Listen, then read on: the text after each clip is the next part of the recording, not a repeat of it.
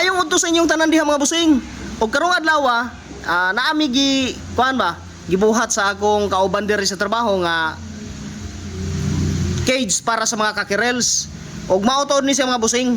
Kung ganahan mo pag PM lang mo kay kini siya para gyud ni sa mga tag 2 months old, 1 month kapin to 3 months siguro nga magsigig away-away na ang inyong mga kakirel. Pwede kaayo ni siya nga mabutangan og mga kuan, mga piso. So, PM lang diha mga busing, basig kursonada ninyo.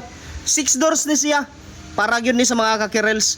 So, wala pa gyud ni siya, ako lang ning gibuhat, gitrabaho lang namo ni ngayon ani. Pero wala pa gyud ni siya ma-final og wala pa gyud ni siya ma-finish. So, ato pa nang butangan og kuan diha mga busing kanang plywood division niya. Kanang yang division naa gyud na siya plywood kay while nga mag-away-away na ang mga piso. So, kung wala na siya plywood diha, kuan man magtusik, mag-away gihapon.